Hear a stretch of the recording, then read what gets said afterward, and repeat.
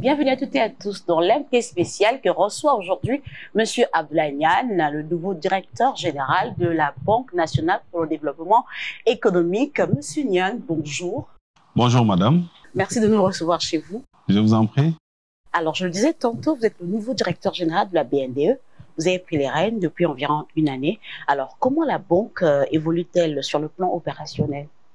Merci madame de nous donner l'occasion de nous adresser au grand public dans le Sénégal et partout dans le monde, puisque je sais que votre plateforme est suivie. La banque se porte certainement mieux qu'il y a un an, un peu moins d'un an d'ailleurs, quand j'ai pris les rênes de la banque. J'ai pris les rênes le 28 février 2023 précisément, dans un contexte marqué par beaucoup de contraintes, crise de liquidité, crise financière et prudentielle, avec un résultat à fin 2002 de 453 millions, précisément. Au terme de cette année, de l'année 2023, la BNDE prévoit un atterrissage avec un renforcement conséquent de ses fonds propres, avec une augmentation du capital social sans précédent de 11 à 62 milliards, donc une hausse de 51 milliards, assurant ainsi une grande partie de la conformité prudentielle de la banque, parce qu'il y avait aussi cet enjeu. En outre, on note un accroissement considérable du total bilan, 33% durant l'année, plaçant ainsi la BNDE dans le top 10 des banques sénégalaises, alors qu'elle se positionnait il y a un an à la 19e place, sur un total de 26 banques. Le résultat projeté à fin décembre 2023 s'établit à plus de 10 milliards. Fort de toutes ces précisions, vous convenez qu'un travail important a été abattu avec le soutien des autorités, parce que cela a été fait par rapport à un volontarisme très clair de l'État du Sénégal, mais il reste encore du chemin à faire. Vous l'avez dit, il reste encore du chemin à faire. Vous m'avez précédé, hein? Vous venez de boucler courant en décembre 2023 une augmentation de capital record. Celui-ci est passé de 11 milliards à 62 milliards, soit une augmentation de 51 milliards. Est-ce le signe d'un relèvement d'objectifs? Oui, il faut d'abord noter que c'est lors de sa session du 23 novembre 2023 que le conseil d'administration de la banque a décerné un satisfecit sur le chemin parcouru depuis lors et a accepté de relever le capital de la banque. Ça correspondait à un souci d'être aux normes, mais aussi de porter de nouveaux objectifs, comme vous l'avez dit. La banque se positionne comme une banque de référence de l'État du Sénégal. Il y a de gros projets de PPP, partenariat public-privé, d'infrastructures, que la banque ne saurait porter avec des capitaux propres d'une certaine taille. Il fallait donc être aux normes par rapport aux ambitions de l'État et se positionner ainsi. Bon, tous les actionnaires aujourd'hui sont d'accord, la plupart, hein, pour suivre cette augmentation. L'État a déjà souscrit et libéré ces 35 milliards tout de suite. Les autres actionnaires, l'IPRES, la Caisse de sécurité sociale, ont aussi signé leur souscription et vont matérialiser la libération dans les délais légaux. C'est un engagement clair. Donc l'opération se poursuit bien. C'est une opération aussi qui vise à renforcer les moyens de la banque et ça matérialise d'ailleurs la vision des actionnaires d'être aux normes, mais surtout d'anticiper sur la mesure récente prise lors de la 4e session du Conseil des ministres de l'UMOA à Cotonou au titre de l'année 2023. Précisément le 21 décembre, le Conseil des ministres a décidé que désormais, le capital social minimum des banques doit passer de 10 à 20 milliards. Vous voyez donc bien que la BND est dans l'air du temps. On était à 11 milliards, donc aujourd'hui on l'a relevé à ce niveau et nous voulons faire de la BND la banque de référence ici au Sénégal et peut-être dans l'UMOA. Et vous avez quasiment triplé la mise, hein? Bien sûr, c'est une volonté ferme. C'est une volonté prise depuis plusieurs mois de faire de cette banque une banque de référence. Le Premier ministre du Sénégal l'a annoncé lors de sa déclaration de politique générale.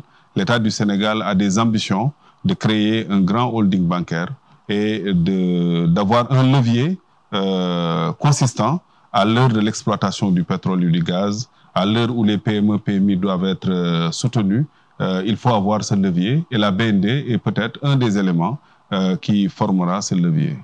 Alors, votre statut de banque publique, prolongement des actions de l'État, est-ce un avantage ou un inconvénient dans un marché de plus en plus marqué par des réglementations strictes?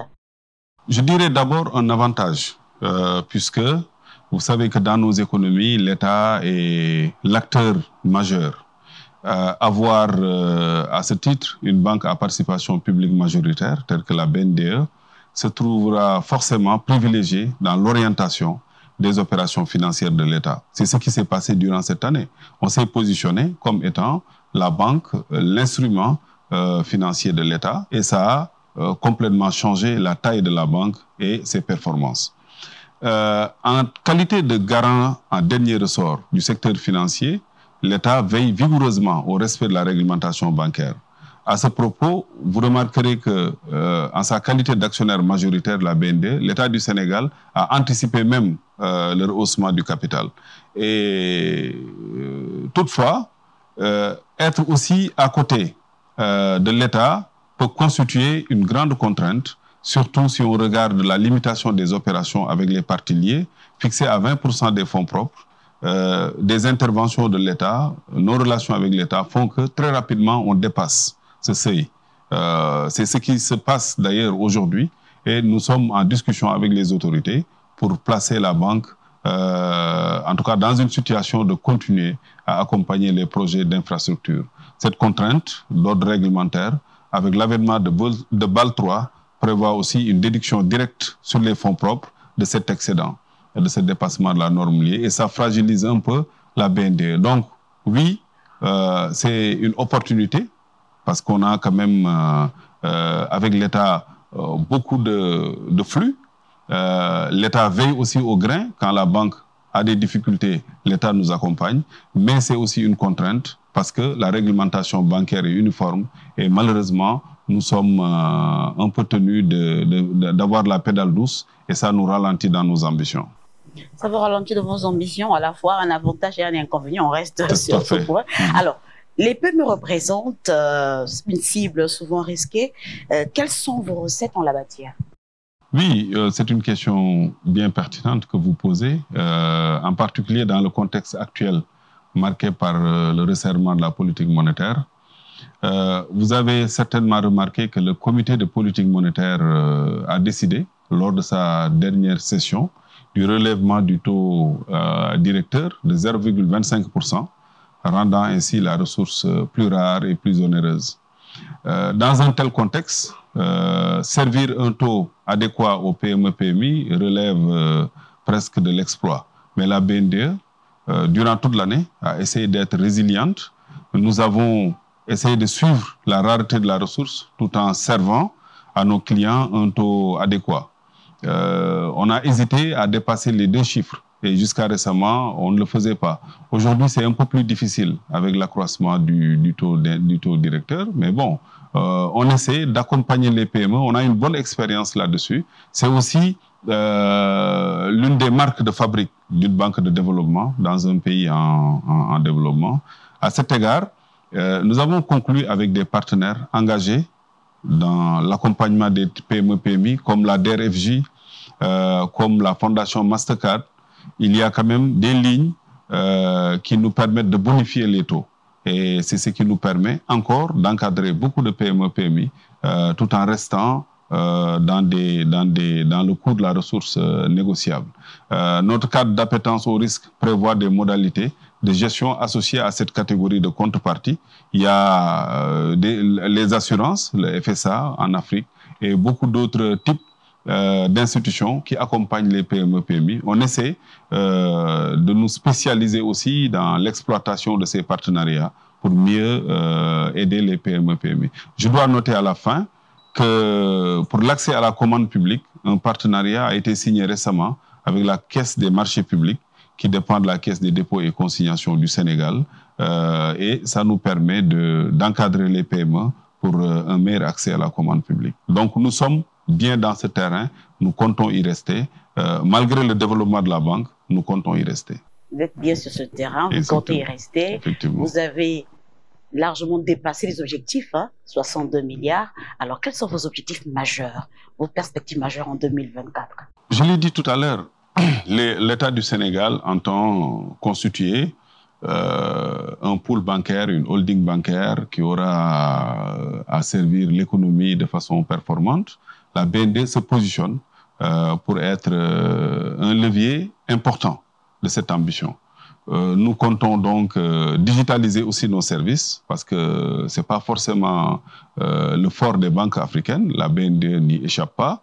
Le service à la clientèle est aujourd'hui l'un de nos axes privilégiés.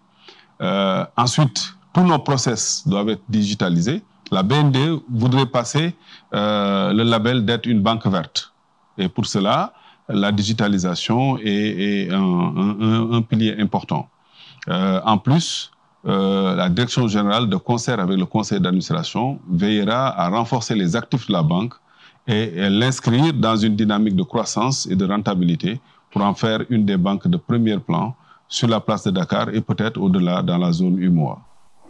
Alors, Monsieur Niane, c'est le mot de la fin. Il ne nous reste plus qu'à vous souhaiter un bon positionnement.